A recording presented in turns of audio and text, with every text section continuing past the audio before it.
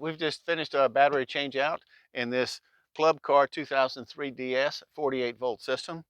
I hope you enjoy the video, but we've got a Troy Sunbelt Conference game to go to, and we need to get moving. Let's go.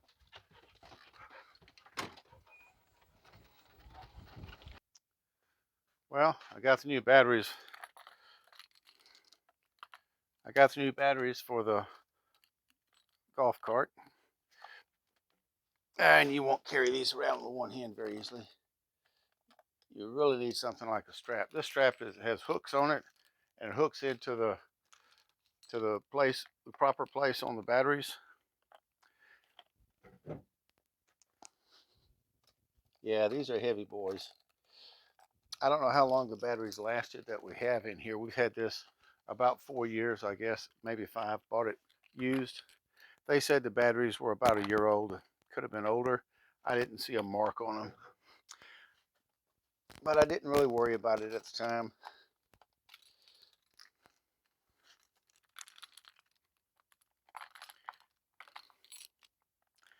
These are 8-volt batteries, and this is a 2003 Clubcar DS, and it's 48-volt system. It has 6 8-volt batteries. So this video is a battery exchange, the old 6 8-volt batteries for new ones. Step by step, making sure everything is clean, labeling the wires, everything, all the way through. So this is the starting point.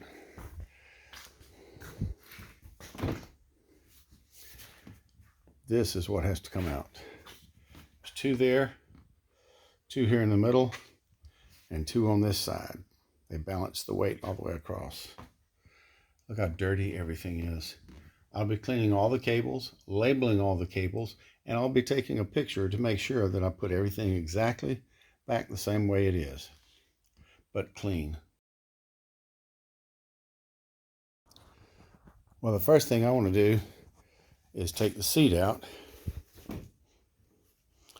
You can see the seat just has little hinges in there, but it pops straight up out of the hinges. I don't know if you know that or not. Just pick it up. Pick it up and bring it on out. See the little thing? Now I have full access to this whole area. So I took the seat out right here with one hand, no tools required. And the next thing I need to do is I need to put it from the run position to the toe position. The key is off. Make sure the key is off. Everything's turned off.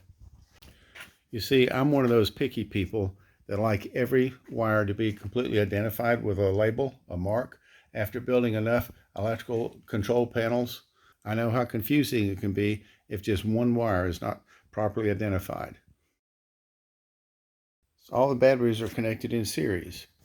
We have 8 volts, then to connect it to another, it's 16 volts. Then the battery 3 is 24 volts. Battery 4 is 32 volts. Battery 5 is 40 volts. And then finally 8 more volts for battery 6. So now that I have the batteries identified, I'm going to identify all the wiring. That means I'll clean off the wire where it connects to the battery, and I'll put a label on it. Now I'll be using a label maker, but if you want to, you can just use adhesive tape or something like that that you can easily mark on.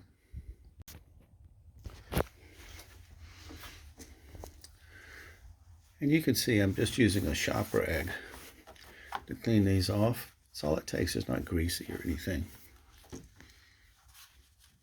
Already it's looking a lot better. Just took me just a minute or two just to do this. Makes it easier for stick something, a label on. Now really it's not necessary to put labels on like this, especially if you're used to doing electrical work. I just want to have everything properly labeled. First thing that I'm going to do is break the circuit here in the middle.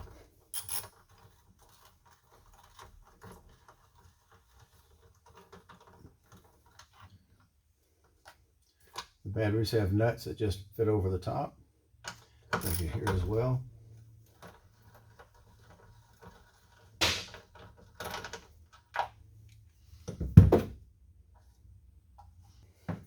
Now the circuit's open.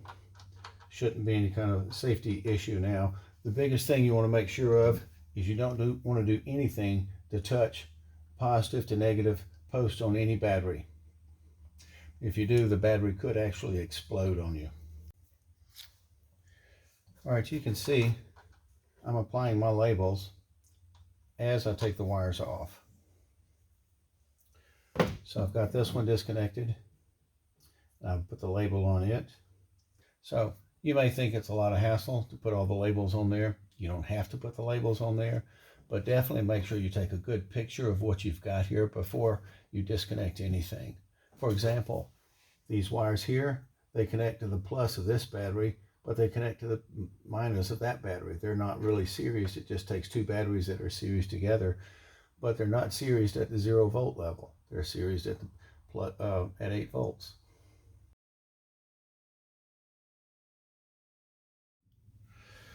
Now that I have all the cables loose and I have a good picture of the batteries, how the batteries are turned and so forth, I can go ahead now and take all the batteries out completely, clean the compartment, and then I'll be able to set the new batteries back in by looking back at the picture that I've already taken.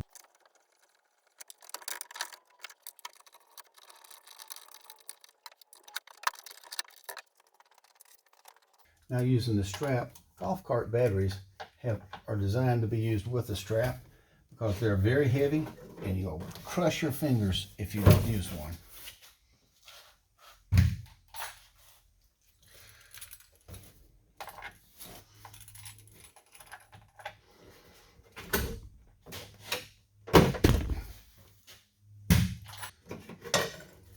But this has a little plastic divider in the middle. This is plastic. It has a divider in the middle for the spacing that you need between the batteries. The batteries get warm and they need that spacing to make sure when you're using them heavy, they don't overheat.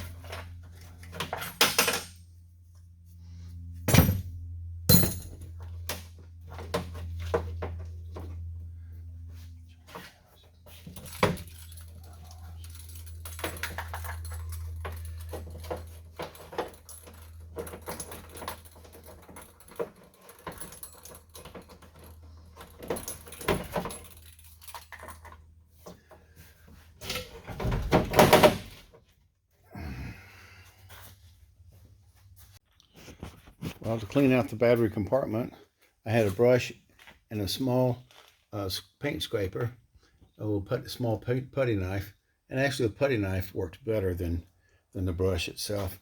I just sort of knocked out all the crud off of everything. There was a lot of dirt and stuff in there, mostly is all it was. All right, so I'm ready to put the batteries back in.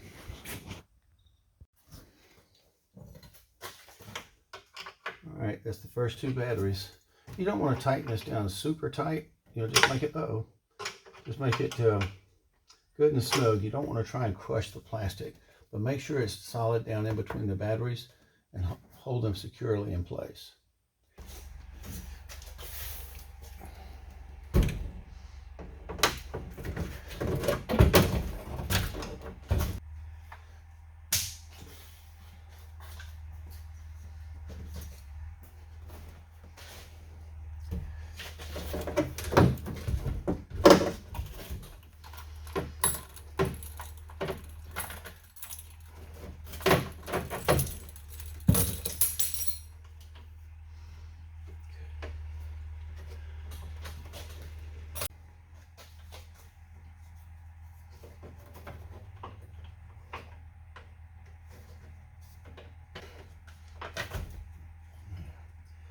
Rock the batteries back just a little bit to make them drop all the way, get the distance that you need in between them.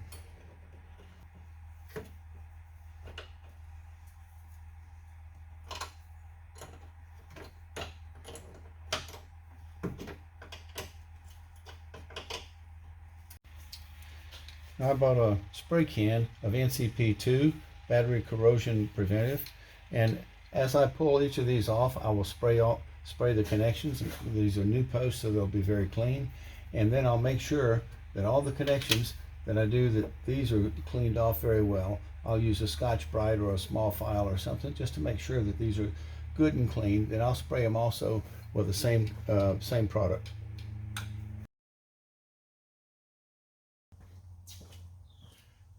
Just to show you how easy it is to make an error.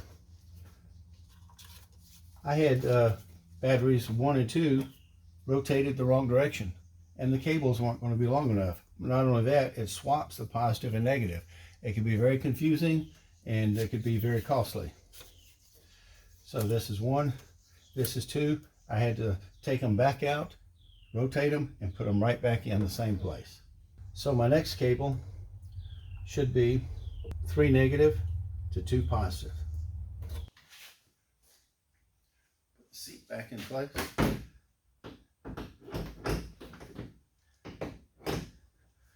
Turn it back to the run position. Clean up my mess, and I'm ready to go. Oh, don't forget to take the batteries back for your core charge. And this is the finished product.